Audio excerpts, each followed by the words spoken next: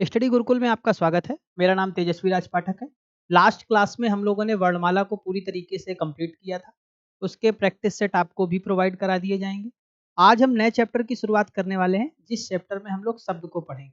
जैसा कि शुरुआती कालक्रम में हम लोगों ने शब्द का अर्थ जाना था कि शब्द किसे कहते हैं, तो आज शब्द रूपी चैप्टर को खत्म करेंगे, जिससे हमारे विकारी और अविकारी शब्दों में भी विभेद कर पाना बहुत आसान हो जाएगा। तो चलिए आइए शुरू करते हैं। आज हम सबसे पहले शब्द को जानते हैं कि शब्द होते क्या हैं। तो शुरुआती चैप्टर में हमने आपको बताया था कि हिंदी बेटा एक भाषा है। भाषा वाक्य से मिलकर बनती है। वाक्य शब्दों से मिलकर बनते हैं। और जो शब्द हैं वो वर्ण या फिर अक्षर या फिर ध्वनि से मिलकर बनते हैं। अगर हम देखने का प्रयास करें तो भाषा की अगर लघुत्तम इकाई की बात करें, तो भाषा की जो लघुत्तम इकाई है, भाषा की लघुत्तम इकाई की अगर हम लोग बेटा बात करें, तो भाषा की लघुत्तम इकाई आती है ध्वनि। ठीक उसी प्रकार भाषा की लघुत्तम सार्थक इकाई की बात करें, अगर भाषा की लघुत्तम सार्थक इकाई, सार्थक का अर्थ क्या होता है? सार्थक का अर्थ होता है कि बोलचाल में जिन भी हम शब्दों को बोल रहे हैं उनका कुछ ना कुछ अर्थ होगा। तो ऐसे शब्दों को सार्थक शब्दों की श्रेणी में रखा जाता है। तो अगर कोई पूछे भाषा की लघुत्तम सार्थक इकाई कौन सी है, तो भाषा की लघुत्तम सार्थक इकाई को क्या कहते हैं? शब्द। तो आज हम लोग शब्द चैप्टर की शुरुआत कर रहे हैं और शब्द की आपको दो परिभाषाएं देखने को मिलेंगी। आपको दोनों डेफिनेशन याद रखनी है। पहला, भाषा की भाषा की लघुत्तम लघुत्तम सार्थक इकाई। भाषा की लघुत्तम सार्थक इकाई क्या कहलाती है बेटा? शब्द कहलाती है। दूसरा आपको और याद रखना है, वर्णों के सार्थक क्रम को, जब वर्णों को ऐसा व्यवस्थित करेंगे कि उससे जो शब्द बनेगा, जैसा कि आप देख रहे हैं ढेर सारे वर्णों को अगर हम व्यवस्थित कर दें तो बन जाएगा शब्द। शब्द ऐसा बनाना है जिसका स्वयं का कुछ अर्थ निकले। तो यहीं से भाषा की लघुत्तम सार्थक इकाई शब्द की दूसरी परिभाषा बनती है कि वर्णों के सार्थक समूह को, वर्णों के सार्थक समूह को क्या कहते हैं?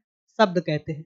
जैसे अगर हम बेटा वर्णों की बात करें, तो आपने सुना है एक का व्यंजन होता है, फिर एक होता है माँ व्यंजन, फिर एक होता है बेटा ला व्यंजन। अगर ये देखें तो का एक वर्ण है, माँ एक वर्ण है, ला एक वर्ण है। जब इन वर्णों को जोड़ते हैं तो जोड़ने पर बेटा बनता है एक शब्द। उस शब्द का नाम हो गया कमल। और कमल का स्वयं में एक अर्थ होता है, एक पुष्प होता है। तो हमने क्या देखा कि जब हम वर्णों को जोड़ते हैं और जोड़ने पर उनको ऐसे जोड़ने का प्रयास करते हैं ताकि जो शब्द बन रहा है उसका स्वयं का कुछ अर्थ निकले, तो जब भी हमने वर्णों के क्रम को जोड़ा, वर्णों के क्रम को जोड़ा, तो क्या बना बेटा? शब्द।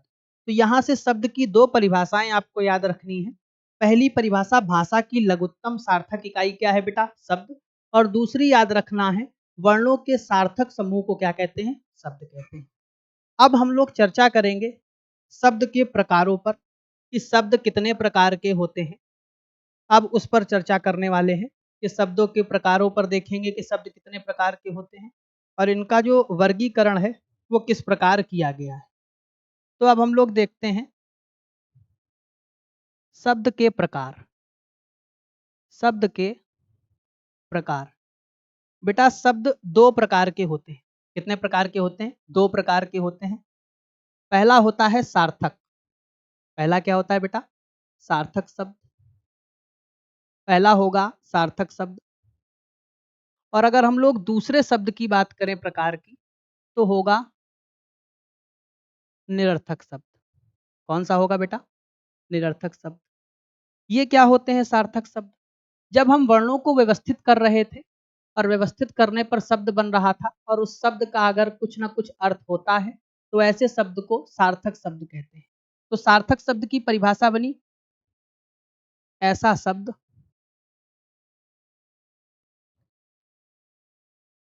जिसका अर्थ होता है, जिसका अर्थ होता है, क्या कहलाते हैं बेटा? सार्थक शब्द कहलाते हैं। अगर उदाहरण की बात करें तो उदाहरण में कपड़ा, का, पा और जब ड़ा को जोड़ा तो का अलग वर्ण था, पा अलग वर्ण था, ड़ा अलग वर्ण था। जब इनको जोड़ा तो एक शब्द बना कपड़ा, और आप दुकान पर जाएँगे और कपड़ा माँगेंगे तो वो आपको कपड़ा ही दिखाएगा, क्योंकि उसने कपड़े के अर्थ को समझ रखा है। दूसरा पानी, दूसरा क्या हो गया बेटा? पानी। तो आपने देखा जब वर्णों को व्यवस्थित करा और व्यवस्थित करने से शब्द बना, और अगर शब्द का अर्थ है तो ऐसा शब्द क्या कहलाता है? सार्थक शब्द। अब निरर्थक शब्द की बात करते हैं। ऐसे शब्द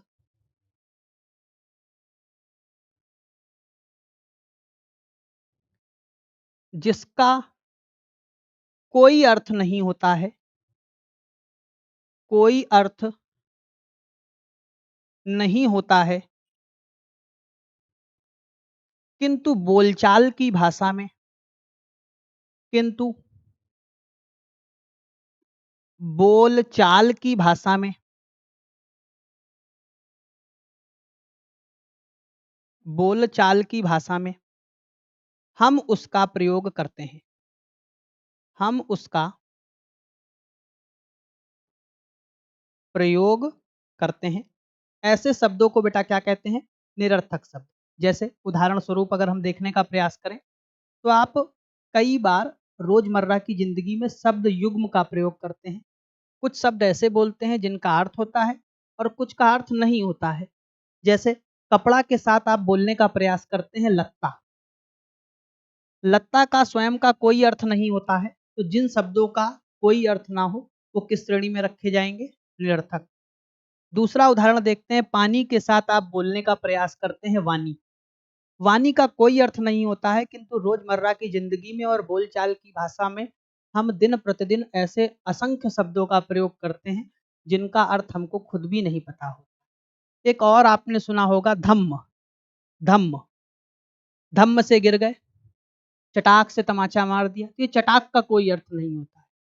तो ऐसे शब्द जिनका कोई अर्थ नहीं होता है वो शब्दों में निरर्थक शब्दों की श्रेणी में रखे जाते हैं। तो हम लोगों को सार्थक शब्द पढ़ना है, तो हमने शब्द की परिभाषा देखी। शब्द दो प्रकार के होते हैं, पहला होता है सार्थक शब्द, दूसरा क्या होता है बेटा? निरर्थक शब्द। अब हम लोग पूरा पढ़ने वाले हैं सार्थक शब्दों के विषय में, कि सार्थक शब्द किसे कहेंगे, किस प्रकार के शब्द होते हैं सार्थक। चलिए देखते हैं।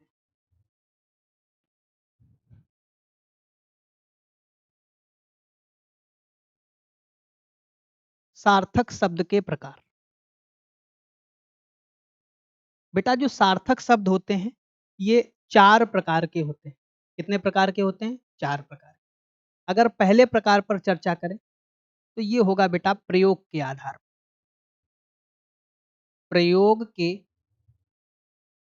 आधार पर पहला जो होगा बेटा प्रयोग के आधार पर। अगर हम दूसरे प्रकार की बात करें तो ये होगा रचना के आधार पर। किसके आधार पर? रचना के आधार पर। तीसरे प्रकार की बात करें तो ये होगा बेटा उत्पत्ति के आधार पर। उत्पत्ति के आधार पर। और चौथे प्रकार की बात करें तो ये होगा बेटा अर्थ के आधार पर। तो सबसे पहले हमने शब्द की परिभाषा देखी, शब्द किसे कहेंगे। फिर शब्द के दो प्रकारों पर चर्चा करी, सार्थक शब्द और निरर्थक शब्द। फिर हम लोगों ने सार्थक शब्द को पढ़ा। सार्थक शब्द चार प्रकार के होते हैं। सबसे पहला आएगा बेटा प्रयोग के आधार पर, दूसरा बेटा आएगा रचना के आधार पर, तीसरा बेटा आएगा उत्पत्ति के आधार पर, और चौथा आएगा बेटा अर्थ के आधार पर। अगर हम बात करें प्रयोग के आधार पर शब्द कितने प्रकार के होते हैं, तो प्रयोग के आधार पर शब्द दो प्रकार के होते हैं। पहला शब्द आएगा विकारी, विकारी। दूसरा आएगा बेटा अविकारी। अभी इसको हम बहुत डिटेल में पढ़ने वाले हैं, तो आप बिल्कुल भी परेशान मत होइएगा कि क्या चल रहा है। अभी हम इसको बहुत डिटेल में पढ़ेंगे, तब आपको बारीकियां भी बताई जाएंगी कि आप कैसे पहचानें। तो प्रयोग के आधार पर शब्द दो प्रकार के हुए, पहला हुआ विकारी और दूसरा क्या हो गया बेटा, अविकारी। ये विकारी और अविकारी की परिभाषा सहित अभी हम लोग पढ़ेंगे इसके बारे में। अगला देखते हैं बेटा, रचना के आधार पर अगर हम बात करें तो रचना के आधार पर शब्द होते हैं तीन प्रकार के। कितने प्रकार के होते हैं, तीन प्रकार के। पहला आपको देखने को मिलेगा ऋण, सबसे पहला आपको देखने को मिलेगा ऋण। दूसरे क्रम में आपको देखने को मिलेगा यौगिक, यौगिक। और तीसरे क्रम में आपको देखने को मिलेगा योग ऋण, योग ऋण। तो रचना के आधार पर शब्द हम लोगों ने तीन प्रकार के देखे, ऋण, यौगिक और योग ऋण। अगर बेटा हम उत्पत्ति के आधार पर देखें तो उत्पत्ति के आधार पर शब्द बेटा चार प्रकार के होते हैं। कितने प्रकार के, चार प्रकार के। उत्पत्ति में सबसे पहले आएगा देशज शब्द, देशज नाम से ही समझ में आ रहा होगा, ऐसे शब्द जिनकी उत्पत्ति हमारे देश में हुई, देशज शब्द कहलाए। दूसरा होगा बेटा विदेशज, विदेशज। तीसरा होगा तद्भव और चौथा होगा तत्सम, तत्सम। तो ये उत्पत्ति के आधार पर शब्द चार प्रकार के हो गए। पहला हम लोगों ने देखा देशज, दूसरा देखा विदेशज, तीसरा देखा तत्भव, चौथा देखा तत्सम। अगर हम अर्थ के आधार पर बात करें तो अर्थ के आधार पर भी शब्द चार प्रकार के होते हैं। यहाँ जगह नहीं है तो अगले पेज में मैं लिखे दे रहा हूँ, आप समझ जाएंगे बहुत आसानी से। अगर हम बात करें, लास्ट वाला था बेटा अर्थ के आधार पर। किसके आधार पर था, अर्थ के आधार पर। अर्थ के आधार पर, अर्थ के आधार पर जो शब्द होते हैं, कुछ कुछ किताबों में चार है बेटा, कुछ में पांच है, तो आप बिल्कुल भी परेशान मत होइएगा।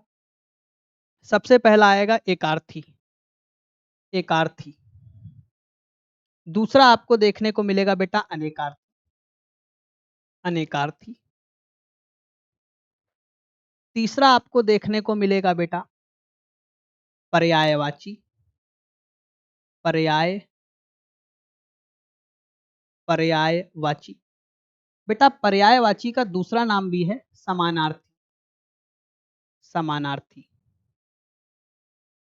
और चौथा और अंतिम आपको देखने को मिलेगा बेटा विलोम। विलोम का बेटा दूसरा नाम भी है विपरीतार्थक।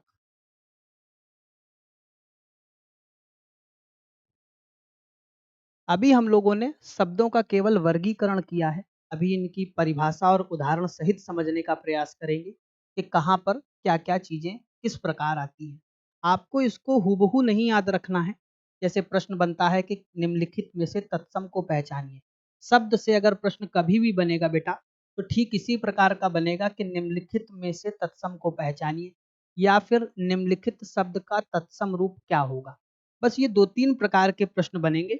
ये जो हमने अभी आपको एक छोटा सा डायग्राम बनाकर दिखाया है, तो इसको देखकर परेशान बिल्कुल भी नहीं होना है कि इसको याद किया जाए कि ना किया जाए। इस वजह से बिल्कुल भी चिंता करने की जरूरत नहीं है, बस छोटी छोटी चीजें आपको देखकर चलनी। तो हमने शुरुआत शब्द से की थी और बताया कि शब्द क्या होता है। तो भाषा की लघुत्तम सार्थक इकाई या वर्णों के सार्थक समूह को क्या कहते हैं, शब्द कहते हैं। फिर हमने शब्द के प्रकारों पर चर्चा करी। शब्द दो प्रकार के होते हैं, पहला हुआ सार्थक, दूसरा हुआ निरर्थक। सार्थक शब्द की बात करें तो ऐसे शब्द जिनके स्वयं के अर्थ होते हैं सार्थक शब्द कहलाते हैं, उदाहरण के तौर पर देखा हम लोगों ने। फिर निरर्थक शब्द ऐसे शब्द होते हैं जिनका कोई अर्थ नहीं होता है, किंतु रोजमर्रा की जिंदगी में हम बहुतायतता के साथ इनका प्रयोग करते हैं, इस वजह से ये बोलचाल की भाषा में सम्मिलित हो जाते हैं। तो ऐसे शब्दों को निरर्थक शब्दों की श्रेणी में रखा गया। अगर हम बात करें सार्थक शब्दों के प्रकारों की, तो सार्थक शब्द बेटा चार प्रकार के थे। पहला था प्रयोग के आधार पर, दूसरा था रचना के आधार पर, तीसरा था उत्पत्ति के आधार पर, और चौथा क्या था, अर्थ के आधार पर। अगर हम देखें प्रयोग के आधार पर शब्द दो प्रकार के हुए, पहला हुआ विकारी, दूसरा क्या हुआ, अविकारी। अब हम लोग इनका भी क्लासिफिकेशन करने वाले हैं कि जो विकारी शब्द होते हैं बेटा ये चार प्रकार के होते हैं। विकारी शब्द कितने प्रकार के होते हैं? 4।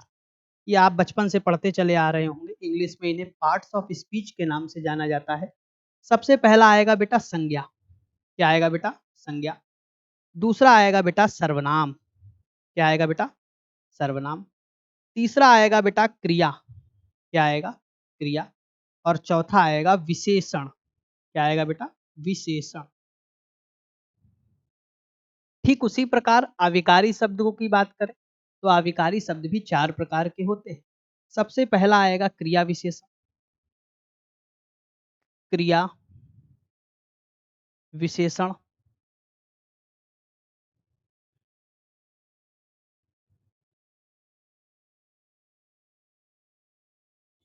दूसरे नंबर पर आएगा बेटा समुच्चय बोधक।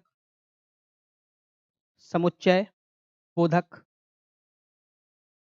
तीसरे नंबर पर आएगा बेटा संबंध बोधक। संबंध बोधक। और चौथे नंबर पर और अंतिम रूप में आएगा विस्मयादिबोधक। इसे एक्सक्लामेटोरी के नाम से भी आप इंग्लिश में जानते हैं। तो ये हम लोगों ने देखा प्रयोग के आधार पर शब्द 2 प्रकार के, पहला विकारी, दूसरा अविकारी।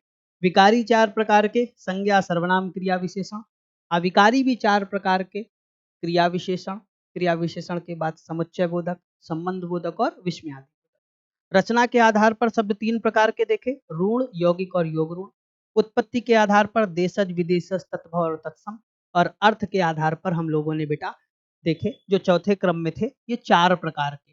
पहला एकार्थी जिसके एक अर्थ हों, अनेकार्थी जिसके ढेर सारे अर्थ हों, पर्यायवाची जिसके भी ढेर सारे अर्थ हों, और विलोम यानी विपरीतार्थक जिसका जस्ट अपोजिट। तो ये कुछ था शब्दों का क्लासिफिकेशन, शब्दों का वर्गीकरण। पहला है प्रयोग के आधार पर। प्रयोग के आधार पर बेटा जो शब्द होते हैं वो 2 प्रकार के होते हैं। पहला होता है विकारी, विकारी शब्द, विकारी। और दूसरा होता है अविकारी शब्द, अविकारी। तो प्रयोग के आधार पर अगर हम लोग शब्दों का वर्गीकरण करें तो इसके 2 भाग होंगे। पहला होगा विकारी और दूसरा क्या होगा? अविकारी। अब हम इनको समझ लेते हैं कि ये विकारी और अविकारी शब्द क्या होते हैं। तो सबसे पहला है विकारी। विकारी, विकारी शब्द ऐसे शब्द, ऐसे शब्द जो लिंग, लिंग, वचन, कॉमा कारक, कॉमा काल के आधार पर, के आधार पर परिवर्तित होते हैं। क्या होते हैं बेटा? परिवर्तित होते हैं, मतलब चेंज होते हैं, परिवर्तित होते हैं, विकारी शब्द कहलाते हैं। ऐसे शब्द जिनमें लिंग, वचन, कारक और काल के अनुसार परिवर्तन होता रहता है क्या कहलाते हैं? विकारी शब्द कहलाते हैं। जैसे उदाहरण के तौर पर आपने देखा है अपना। अपना, ये जो अपना है बेटा ये सर्वनाम का एक प्रकार है। अपना बेटा अगर हम देखें तो ये लिंग के अगर रूप से देखें तो ये पुल्लिंग है। ये क्या है बेटा? पुल्लिंग। और अगर हम इसको परिवर्तित करें स्त्रीलिंग में तो बेटा हो जाएगा अपनी। क्या हो जाएगा बेटा? अपनी। जैसे आपने सुना होगा यह अपना घर है, तो घर पुल्लिंग हो गया, घर के संदर्भ में अपना आया। और हमने बोला किताब के संदर्भ में तो किताब स्त्रीलिंग होता है तो उसमें आ गया अपनी। तो आपने देखा अपना का किसमें हो गया? अपनी। लिंग में परिवर्तन करने से शब्द में परिवर्तन हो जाए तो ऐसे शब्द को विकारी कहते हैं। लिंग ही प्रमुख आधार नहीं है, लिंग के साथ साथ वचन, जैसा लड़का, लड़का। लड़का की बात करें बेटा तो ये है पुल्लिंग, सबसे पहले ये तो पुल्लिंग है, साथ ही साथ ये एक वचन है। क्या है बेटा? एक वचन। अब हम लोग इसका वचन का परिवर्तन करेंगे। लड़का का जो बहुवचन होगा वो होगा लड़के। क्या होगा बेटा? लड़के। तो ध्यान से देखिए वचन में परिवर्तन करा, वचन में परिवर्तन कर दिया, और वचन में जैसे ही परिवर्तन करा वैसे ही लड़का का परिवर्तन क्या हो गया, लड़के में। तो ये लड़का है क्या, लड़का है संज्ञा। क्या है बेटा, संज्ञा। तो साधारण सी परिभाषा आपको कुछ इस प्रकार याद रखनी है, ऐसे शब्द जिनमें लिंग वचन कारक और काल के दृष्टिकोण से परिवर्तन होता रहता है, ऐसे शब्द क्या कहलाते हैं, विकारी शब्द कहलाते हैं। अगर विकारी शब्दों के भागों पर चर्चा करें तो बेटा विकारी शब्द 4 प्रकार के होते हैं। कितने प्रकार के होते हैं, 4 प्रकार के होते हैं। पहला होगा संज्ञा। क्या होगा बेटा, संज्ञा। दूसरा अगर हम लोग देखेंगे सर्वनाम। क्या देखेंगे बेटा, सर्वनाम। तीसरा क्या देखेंगे, क्रिया। और चौथा क्या देखेंगे, विशेषण। ये ऐसे शब्द होते हैं जिनमें लिंग वचन कारक और काल के अनुसार समय समय पर क्या होता रहता है, परिवर्तन होता रहता है, ये शब्द कहलाते हैं। जैसे संज्ञा, लड़का था संज्ञा, बेटा जब इसका वचन में परिवर्तन करा तो लड़के हो गया। सर्वनाम देखा आपने, अपना का क्या हो गया, अपनी हो गया। बेटा इसी प्रकार क्रिया, क्रिया में जैसे अगर लड़का है तो लड़का साइकिल चला रहा है, और अगर लड़की है तो लड़की साइकिल चला रही है, तो रहा है और रही है में परिवर्तन हो गया, तो क्रिया में भी परिवर्तन हो गया। विशेषण की बात करें, अगर घर है तो अच्छा है, और अगर किताब है तो अच्छी है। तो ऐसे शब्द जिसमें लिंग वचन कारक और काल के परिवर्तन से क्रिया परिवर्तित हो जाती है, क्या कहलाते हैं, विकारी शब्द कहलाते हैं। बहुत समस्याएं आएंगी आपको क्वेश्चंस करने में, क्योंकि इससे क्वेश्चंस बहुत आसान नहीं बनने वाले हैं, इस वजह से बहुत बारीकियों को आपको समझना पड़ेगा। चलिए अब अगला देखते हैं, विकारी शब्द। तो हम लोगों ने सबसे पहला देखा विकारी, और विकारी के भेदों पर चर्चा करी। अब हम लोग देखेंगे अविकारी। विकारी, अविकारी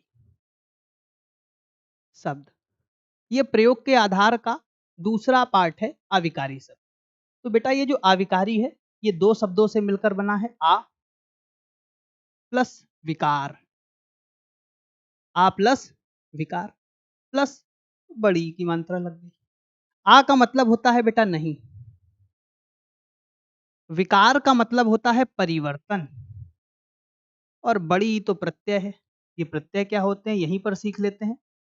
जो शब्दांश शब्द के पीछे लगते हैं प्रत्यय कहलाते हैं, और जो शब्दांश शब्द के आगे लगते हैं उपसर्ग कहलाते हैं। तो बेटा ऐसे शब्द जिनमें परिवर्तन नहीं होता है क्या कहलाते हैं, अविकारी।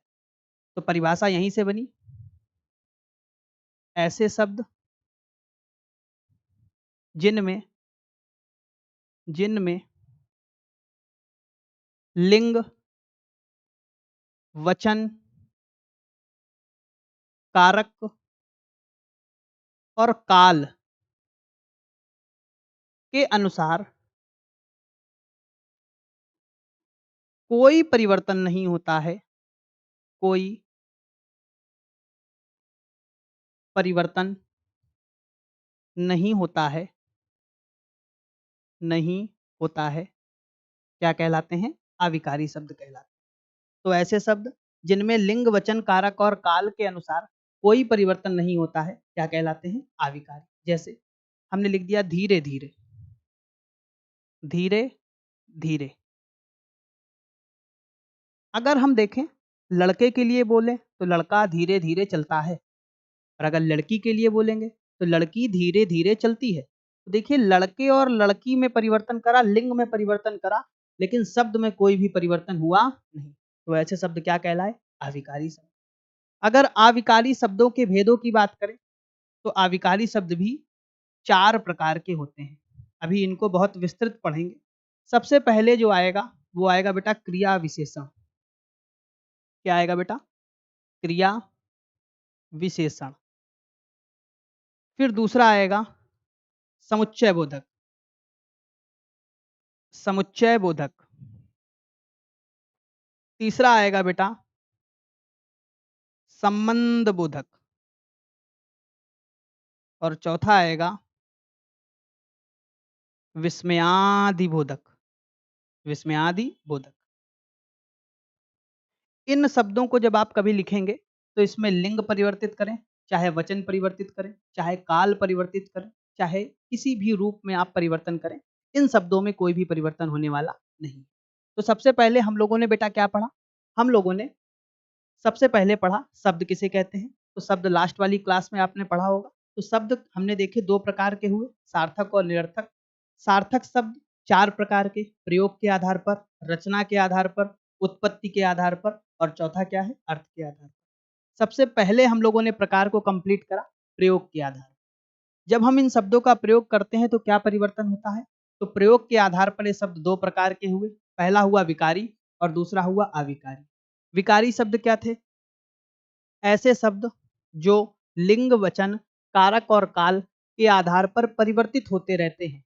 जब उसमें लिंग परिवर्तन करो तो शब्द में परिवर्तन हो जाए, वचन को परिवर्तित करो तो शब्द परिवर्तित हो जाए, कारक को परिवर्तित करो तो शब्द परिवर्तित हो जाए, काल को परिवर्तित करो तो शब्द परिवर्तित हो जाए, तो ऐसा शब्द क्या कहलाएगा, विकारी शब्द।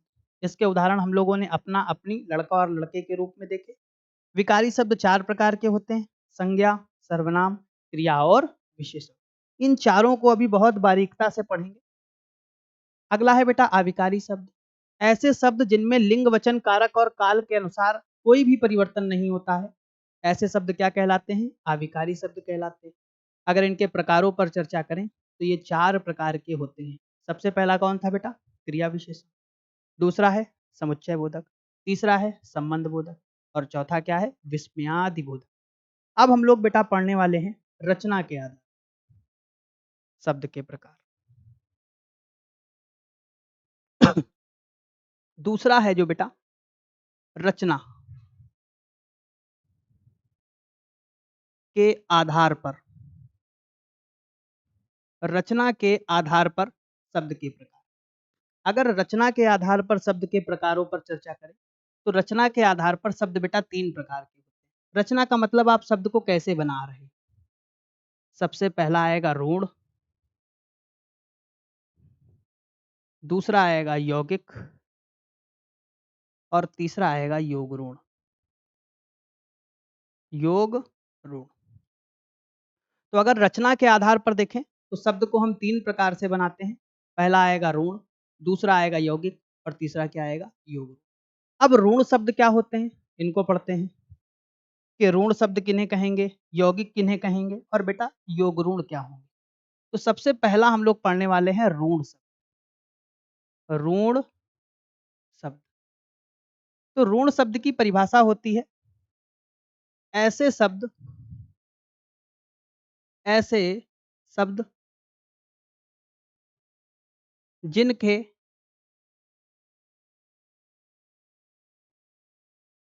सार्थक खंड ना किए जा सके, सार्थक खंड ना किए जा सके, ऐसे शब्द जिनके सार्थक खंड ना किए जा सके।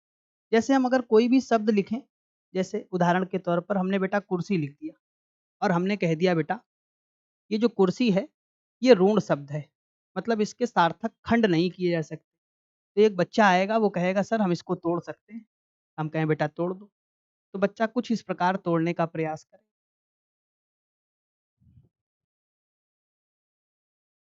और कहेगा सर हमने इसको तोड़ दिया है और आप तो कह रहे हैं इसके टुकड़े नहीं किए जा सकते। तो बेटा क्या लिखा है, ऐसे शब्द जिनके सार्थक खंड ना किए जा सके। तो हम शब्द पढ़ रहे हैं, आपने तोड़ तो दिया पर अब ये शब्द नहीं हो गया, अब ये वर्ण हो गया। क्या हो गया बेटा, वर्ण। और हमको पढ़ना क्या है, शब्द। इनका कोई अर्थ नहीं होता है, जब तक ये जुड़ते नहीं हैं तब तक ये किसी विशेष अर्थ को देते नहीं है। तो जब हमने इनको जोड़ा तो जोड़ने से एक शब्द बना जो कि कुर्सी था, जो हमें विशेष अर्थ दे रहा है।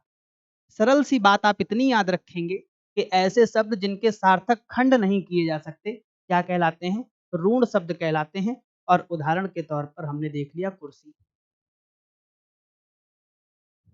दूसरा बेटा अगर हम लोग देखें रचना के आधार पर जो शब्द है उसका नाम है बेटा यौगिक। दूसरा कौन सा है, यौगिक। यौगिक आपको नाम से समझ में आ रहा होगा, योग। अगर इसे तोड़ने का प्रयास करें तो जब आप यौगिक को तोड़ेंगे तो बनेगा योग प्लस इक। बेटा योग का मतलब होता है जोड़, इक यहां पर प्रत्यय है। क्या है बेटा, प्रत्यय। तो ऐसे शब्द ऐसे शब्द ऐसे शब्द जो शब्दों ऑब्लिक शब्दांशों ऑब्लिक शब्दांशों के योग से बनते हैं के योग से बनते हैं क्या कहलाते हैं बेटा? यौगिक। मतलब जब दो या दो से अधिक शब्दों को आप जोड़ेंगे तो जोड़ने से जो नया शब्द बनता है उसको हम लोग रचना के आधार पर यौगिक शब्दों की श्रेणी में रखें। अब एक बच्चा प्रश्न पूछेगा कि शब्द कितने प्रकार से बन सकते हैं यौगिक, तो आइए उन पर भी चर्चा कर लेते हैं। यौगिक शब्द निम्नलिखित प्रकारों से बन सकते हैं। पहला, आप किसी शब्द के आगे उपसर्ग लगा दो। पहले उपसर्ग जोड़ने से उपसर्ग जोड़ने से दूसरा बनेगा बेटा प्रत्यय जोड़ने से। तीसरा बेटा बनेगा उपसर्ग प्रत्यय जोड़ने से। उपसर्ग और प्रत्यय दोनों जोड़ने से बनेगा बेटा। और चौथा बनेगा समास से। किससे बनेगा बेटा? समास से। तो अगर कोई पूछे कि हम शब्द का निर्माण कर रहे थे, शब्द की रचना कर रहे थे, वो कितने प्रकार के हुए, तो सबसे पहले हमने आपको बताया शब्द रचना के आधार पर 3 प्रकार के होते हैं। पहला होता है ऋण, दूसरा होता है यौगिक और तीसरा होता है योग ऋण। ऋण का मतलब ऐसा शब्द जिसके टुकड़े ना किए जा सकते। आप उसके टुकड़े कर तो दोगे तो वो वर्ण बन जाएगा, शब्द रह ही नहीं गा। तो ऐसा शब्द जिसके टुकड़े ना किए जा सके ऋण शब्द कहलाया। फिर दूसरा देखा यौगिक, जब दो या दो से ज्यादा शब्दों को जोड़ो या शब्दांशों को जोड़ो तो उससे यौगिक शब्द बना। तीसरा देखा था योग ऋण, जिसे अभी आगे पढ़ेंगे। तो यौगिक शब्द योग प्लस इक, मतलब जो जोड़ से बने ऐसे शब्द को क्या कहेंगे? यौगिक। यौगिक यौगिक शब्द 4 प्रकार के हुए। पहला हुआ बेटा उपसर्ग जोड़ने पर, दूसरा हम लोगों ने देखा प्रत्यय जोड़ने पर, तीसरा देखा उपसर्ग और प्रत्यय दोनों जोड़ने पर, और बेटा चौथा हम लोगों ने देखा समास के जोड़ने के आधार पर। अगर उपसर्ग के आधार पर देखें तो इसके उदाहरण मात्र समझ लेते हैं आप लोग। पहला आ गया परोपकार। क्या आ गया बेटा? परोपकार। इसको अगर तोड़ेंगे, पर धन उपकार, पर धन उपकार, यानी किसी दूसरे पर किया गया जो उपकार होता है उसे क्या कहते हैं? परोपकार। ये उपकार स्वयं में एक शब्द है और ये जो आगे छोटा सा लगा हुआ है ये उपसर्ग है बेटा। क्या है बेटा? उपसर्ग है। और ये जो उपसर्ग है ये उपसर्ग है शब्दांश। क्या है बेटा? शब्दांश। जैसा हमने यहाँ पर लिखा है शब्दांश। तो शब्दांश आप मोटे तौर पर 2 याद रखेंगे। शब्द के अंश होते हैं, उनमें से एक आता है उपसर्ग और दूसरा क्या आता है बेटा? प्रत्यय। ये शब्द के आगे लगते हैं तो उपसर्ग शब्दांश होते हैं, जो शब्द के पीछे लगेंगे वो प्रत्यय होंगे। तो सबसे पहले उपसर्ग जोड़ने पर भी हम नए शब्द को बना सकते हैं। कोई मूल शब्द था उसके आगे उपसर्ग लगा दिया, तो जब जोड़ रहे हैं तो शब्द यौगिक की श्रेणी में आया और हो गया उपसर्ग जोड़ने पर।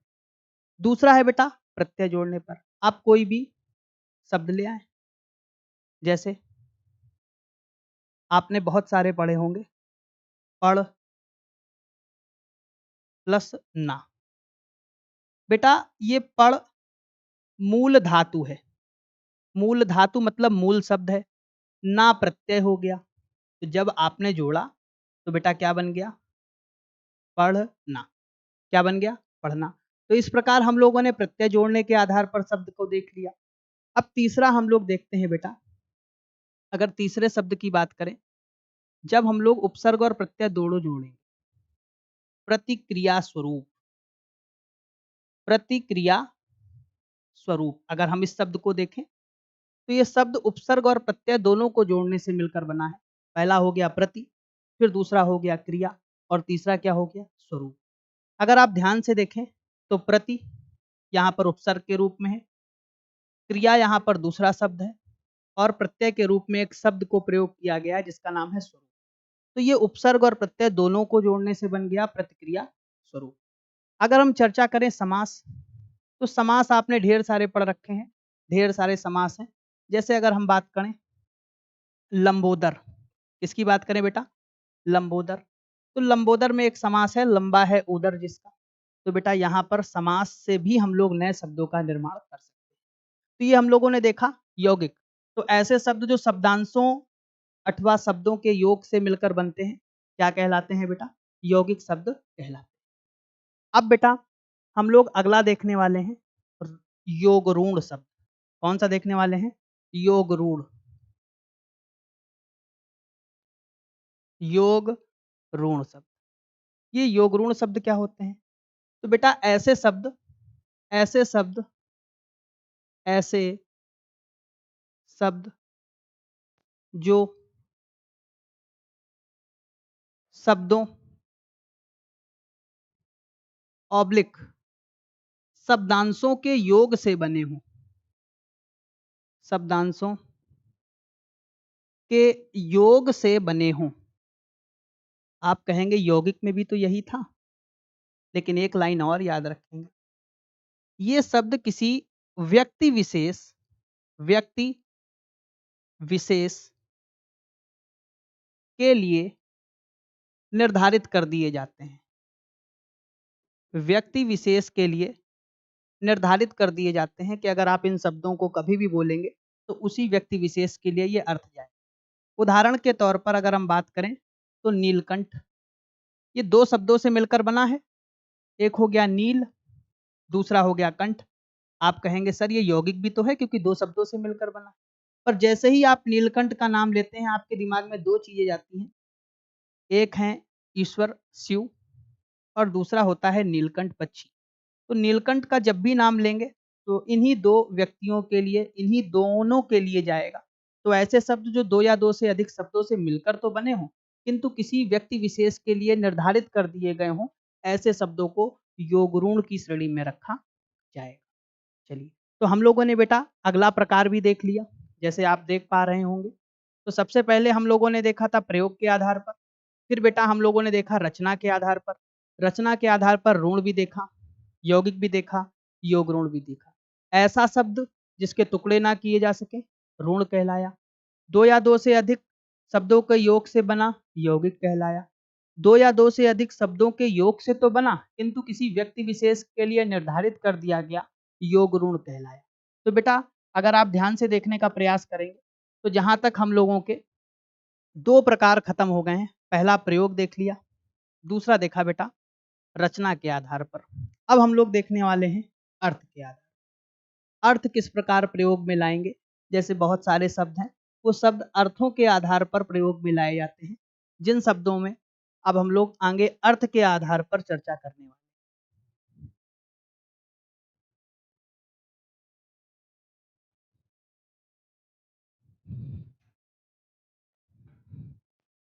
अगला जो तीसरा रूप है वो है अर्थ के आधार पर। अर्थ के आधार पर अगर बेटा हम अर्थ के आधार पर बात करें तो अर्थ के आधार पर भी शब्द चार प्रकार के होते हैं। पहला जो आएगा वो आएगा पर्यायवाची शब्द। पर्यायवाची पर्यायवाची को बेटा समानार्थी भी कहते हैं। क्या कहते हैं? समानार्थी। तो पहला हम लोगों ने अर्थ के आधार पर देखा पर्यायवाची, इसे समानार्थी शब्द के रूप में भी जानते हैं। दूसरे की अगर बेटा हम लोग बात करें तो दूसरा आएगा विलोम शब्द। विलोम, जिसे हम लोग विपरीतार्थक के नाम से भी। तो ये इसका दूसरा नाम हो गया। जैसे पर्यायवाची का समानार्थी हो गया, वैसे ही विलोम का विपरीतार्थक हो गया। तीसरा आएगा बेटा एकार्थी। एकार्थी एकार्थी और चौथा आएगा अनेकार्थी। अनेकार्थी। सबसे पहला हम लोगों ने देखा पर्यायवाची। पर्यायवाची शब्द आपको याद करने पड़ेंगे और आपको ढेर सारे प्रश्न, लगभग 2 से 3 प्रश्न आपको पर्यायवाची और विलोम या इन्हीं में से आपको देखने को जरूर मिलने वाले हैं। अगर हम बात करें पर्यायवाची शब्द की, तो जब एक शब्द होता है, शब्द एक होगा। शब्द क्या होगा बेटा? एक होगा। ढेर सारे ढेर सारे अन्य शब्दों को जन्म देगा। अन्य शब्दों को जन्म देगा, जन्म देगा, किंतु अर्थ एक होगा। सबका अर्थ क्या होगा? एक। उदाहरण के तौर पर आपने गजानन का नाम सुना है। ये गजानन को गणपति भी कहते हैं। फिर आपने सिद्धि विनायक का भी नाम सुना है। तो ये जो गजानन, गणपति, सिद्धि विनायक, गणेश, लंबोदर, ये सभी अलग अलग शब्दों को जन्म दे रहा है, पर अर्थ सबका एक है, क्योंकि ये भगवान श्री गणेश के संदर्भ में कहा जा रहा है। तो ढेर सारे शब्दों को तो जन्म दे, किंतु जब उन शब्दों की निचोड़ पर पहुंचे, था पर पहुंचे, गहराई में उतरे, तो वही पर व्यक्ति मिले जिस व्यक्ति के बारे में शुरुआत में बात कही गई। तो ऐसे शब्दों को हम लोगों ने पर्यायवाची या समानार्थी शब्दों के रूप में पढ़ा। अगला है बेटा विपरीतार्थक। विपरीतार्थक को विलोम भी कहते हैं। जैसे आपने सुना होगा अच्छा, अच्छा का क्या होगा बेटा? बुरा। आपने दिन सुना होगा, दिन का क्या होगा बेटा? रात। तो ऐसे शब्द जो विपरीत अर्थ को प्रदर्शित करते हैं, विपरीतार्थक शब्द कहलाते हैं, जिन्हें बेटा हम लोग विलोम के नाम से भी जानते हैं। अगला बात करें एकार्थी। एकार्थी का मतलब एक अर्थ वाले, एक अर्थ वाले। कहीं पर भी प्रयोग करो, इनका अर्थ समान होगा। उदाहरण के तौर पर पृथ्वी, आप कहीं पर भी इसका प्रयोग करें, पृथ्वी का मूल अर्थ पृथ्वी ही रहने वाला है। तो बेटा ऐसे शब्द जिनके एक अर्थ हो केवल, दूसरा पृथ्वी का कोई अर्थ नहीं हो सकता, तो ऐसे शब्द क्या कहलाते हैं? अनेकार्थी। ऐसे शब्द जिनके अर्थ अलग अलग हो, अर्थ क्या हो बेटा? अलग अलग, और प्रसंग भी अलग अलग हो। प्रसंग भी क्या हो बेटा? अलग अलग। तो ऐसे शब्द क्या कहलाते हैं? अनेकार्थी शब्द कहलाते हैं। जैसे आपने एक चौपाई बहुत अच्छे से सुनी होगी कनक से संदर्भ में। एक कनक, कनक का अर्थ होता है सोना, और दूसरे कनक का अर्थ होता है धतूरा। तो कनक शब्द एक है और दोनों के अलग अलग अर्थ हैं। तो ऐसे शब्द क्या कहलाए? अनेकार्थी। उदाहरण के तौर पर कर, कर एक शब्द है, इसके दो अलग अलग। कर का अर्थ होता है हाथ, दूसरा होता है बेटा टैक्स। तीसरा शब्द है बेटा अनेकार्थी में घटा। घटा का मतलब होता है कम होना, और एक घटा का अर्थ होता है बादल। आपने सुना होगा काली घटा का घमंड घटा। तो ये हम लोगों ने अर्थ के आधार पर शब्द के चार प्रकार देखे। पहला पर्यायवाची, पर्यायवाची को हम लोगों ने समानार्थी शब्द के रूप में जाना। दूसरा देखा विलोम शब्द, जिसे विपरीतार्थक शब्द के रूप में जाना। तीसरा एक अर्थ वाले एकार्थी शब्द कहलाए। चौथा और अंतिम देखा अनेकार्थी, जिसके साथ ढेर सारे अर्थ जुड़े हुए। तो बेटा कुछ इस प्रकार हम लोगों ने अर्थों पर चर्चा करी, और ये हमारा शब्द का तीसरा प्रकार जो था बेटा, वो भी खत्म हो गया, जिसे हम लोगों ने अर्थ के आधार पर कहा। अब जो अंतिम प्रकार है शब्द का, जिसके बाद शब्द खत्म हो जाएगा, वो है बेटा उत्पत्ति के आधार पर। चौथा और अंतिम कौन सा है बेटा? उत्पत्ति के आधार पर। जो चौथा और अंतिम हम लोग पढ़ने वाले हैं, वो क्या है बेटा? उत्पत्ति के आधार।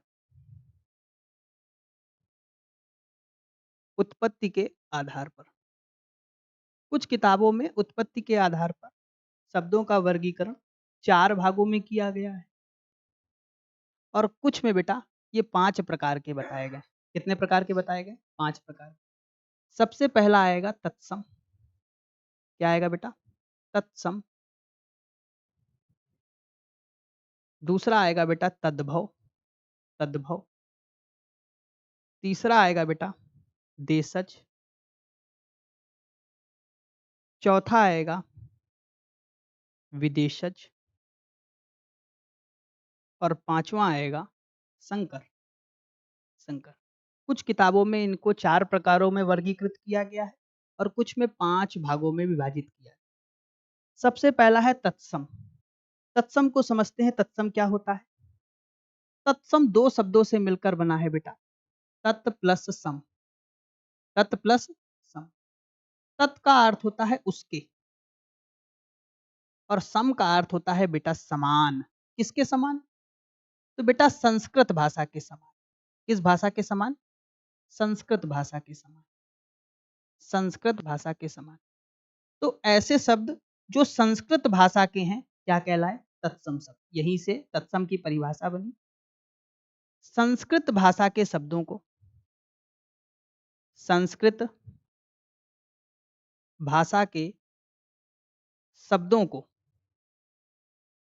किस रूप में जाना गया? तत्सम के रूप में जाना गया। तो जो संस्कृत भाषा के शब्द हैं वो तत्सम कहलाए। उदाहरण में बेटा गोधूम, दूसरा है बेटा दधी। क्या है बेटा? दधी। ऐसे ना जाने अनेकों उदाहरण हो सकते हैं, पर आपको ये दो याद रखने हैं, पहला गोधूम और दूसरा क्या है? दधी। तो संस्कृत भाषा के शब्दों को हम लोगों ने तत्सम की श्रेणी में रखा। अब बेटा अगला जो हम लोग रूप पढ़ने वाले हैं वो है तद्भव। तद्भव, तद्भव कौन सा है बेटा? तद्भव, जो दो शब्दों से मिलकर बना है, तद प्लस भव।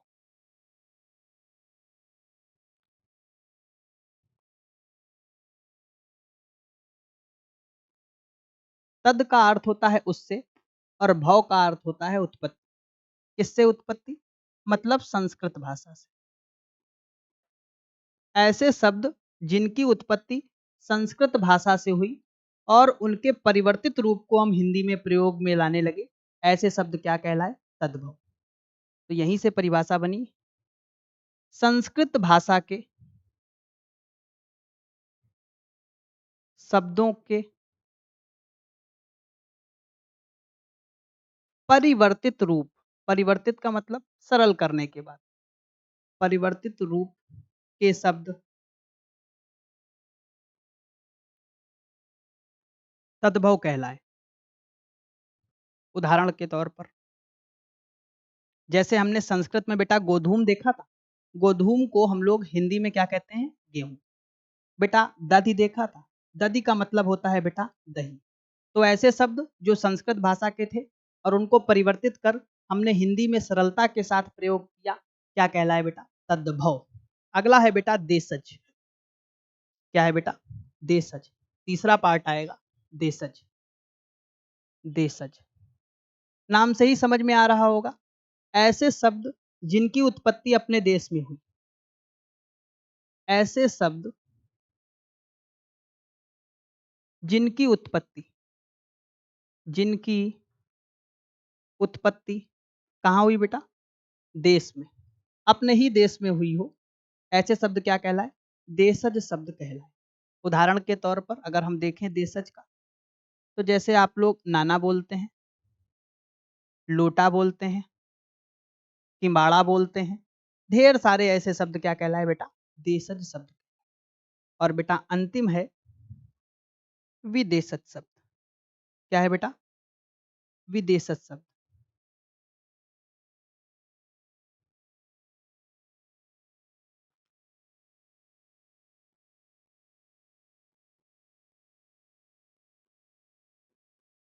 विदेशी भाषा के वे शब्द, विदेशी भाषा के वे शब्द जिनका प्रयोग हमने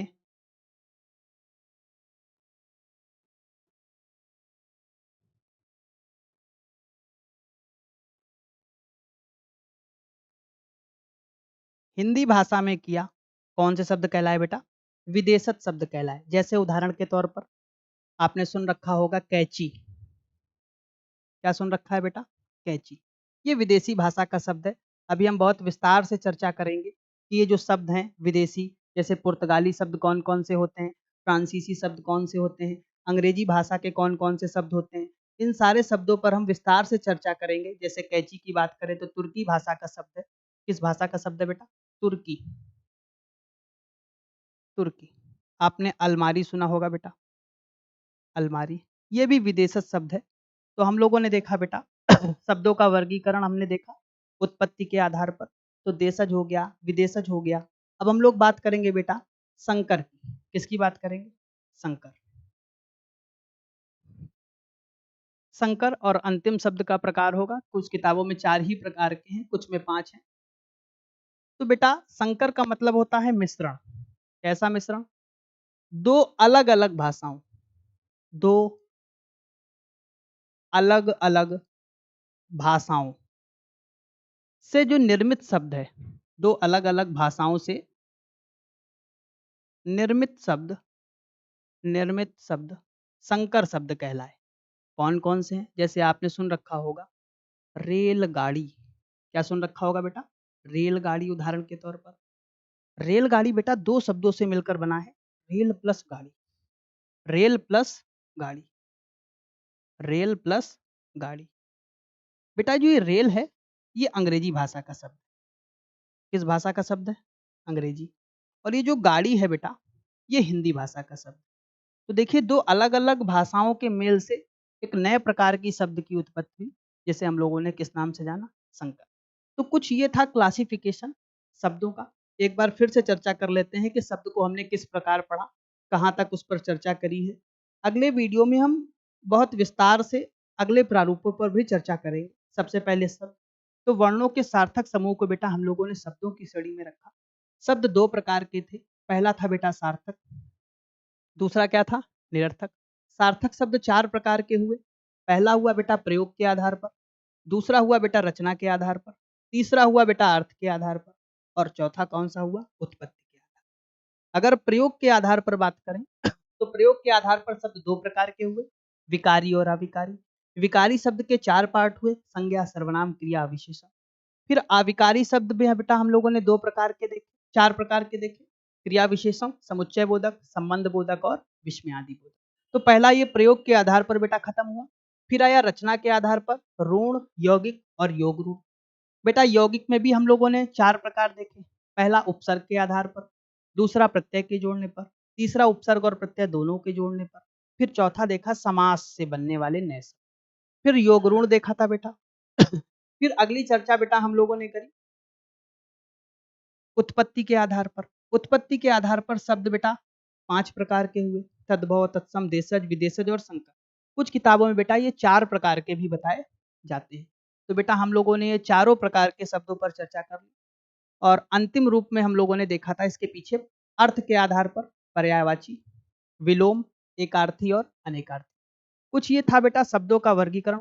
मुझे उम्मीद है कि आपको ये क्लास बहुत अच्छे से समझ में आई होगी। अगर आपको जरा सा भी डाउट है किसी भी टॉपिक से रिलेटेड तो आप कमेंट में ज़रूर पूछ सकते हैं, मैं आपके उत्तर ज़रूर दूंगा। अगली क्लास में नए टॉपिक के साथ फिर से मुलाकात होगी। तब तक के लिए धन्यवाद।